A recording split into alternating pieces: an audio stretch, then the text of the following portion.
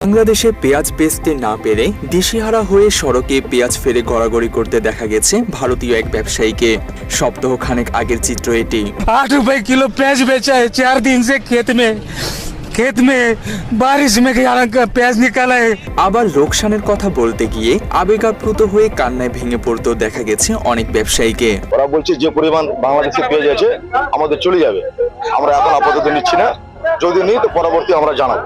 বাংলাদেশ পেঁয়াজ আমদানি বন্ধ রাখায় ভারতের সীমান্তে মজুত রাখা হাজার হাজার টন পেঁয়াজ পচে গেছে। পচা পেঁয়াজ 2 রুপিতে বিক্রি হচ্ছে না সেখানে, এমনকি ভালো মানের পেঁয়াজও 20 রুপিতে নিচ্ছে না ক্রেতারা। চলতি মৌসুমে দেশীয় উৎপাদিত পেঁয়াজ দিয়ে দেশের মোট চাহিদার প্রায় পুরোটাই যোগান দেওয়া সম্ভব হয়েছে, তাই ভারত থেকে পেঁয়াজ আমদানি করার প্রয়োজন পড়েনি। ফলে রপ্তানি না হওয়ায় চরম বিপাকে ভারতের পেঁয়াজ চাষিরা। একদিকে বাজারে নেই দাম, অন্যদিকে হচ্ছে না রপ্তানি। এই পরিস্থিতিতে চরম ক্ষতিগ্রস্ত চাষিরা, তাই বাধ্য হয়ে প্রতিবাদের অংশ হিসেবে পেঁয়াজের অন্ত্যেষ্টিক্রিয়া হয়েছে কয়েকটি রাজ্যে। কষ্টের ফসল ফুল দিয়ে সাজিয়ে শেষ যাত্রার আয়োজন করেছে কৃষকরা। এদিকে দেশের বাজারে হঠাৎ কিছুটা দাম বাড়ার অজুহাতে ভারতীয় পেঁয়াজ আমদানির সিদ্ধান্ত নিয়েছে বাংলাদেশ।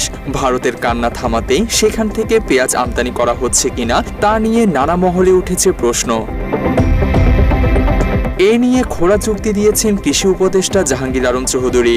তিনি বলেছেন, দেশে পেঁয়াজের কোনো সংকট নেই, এরপরও বাজার স্বাভাবিক রাখতেই পেঁয়াজ আমদানির সিদ্ধান্ত নিয়েছে সরকার। আমার তো দুইজনের দিকে খেয়াল রাখতে হবে, কৃষকের দিকে খেয়াল রাখতে হবে এবং ভোক্তাদের দিকেও খেয়াল রাখতে হবে। যদি কৃষিকর্মকে কারো যদি যোগ সাজস থাকে সে ধরা খাবে। এখন ব্যবসায়ীদের ক্ষেত্রে তো আমি এটার ক্ষেত্রে বাণিজ্য মন্ত্রণালয় এই জন্য তো আমরা কন্ট্রোল করি। স্বরাষ্ট্র উপদেষ্টার এই বক্তব্যের পর থেকেই চরম মিথ্যাচার করছে ভারতের কিছু গণমাধ্যম। কয়েকদিন আগে পেঁয়াজ রপ্তানি করতে না পেরে কান্নাকাটি করা দেশটির দাবি, ভারত রপ্তানি বন্ধ করায় বাংলাদেশের বাজারে দাম বেড়ে পেঁয়াজ 150 টাকা কেজি হয়েছে। তাই ইউনূস সরকার বাধ্য হয়ে ভারত থেকে পেঁয়াজ আমদানি সিদ্ধান্ত নিয়েছে বলে মিথ্যাচার করছে জি 24 ঘন্টা। ওই গণমাধ্যমের অনলাইন প্রতিবেদনে বলা হয়েছে, শেখ হাসিনা দেশ ছেড়েছেন, দেশ সামলাতে নাভিশ্বাস উঠেছে ইউনূস সরকারের। ভারতের সাথে ব্যবসা করব না বলে রাগ করে বসেছিল পদ্মাপাড়ের প্রতিবেশী, কিন্তু ধীরে ধীরে সেখান থেকে সরে আসতে বাধ্য হচ্ছে বাংলাদেশ। ইলিশ এসেছে ভারতে, এবার ভারত থেকে পেঁয়াজ যাচ্ছে বাংলাদেশে। সেই পেঁয়াজের পরিমাণ 1500 টন।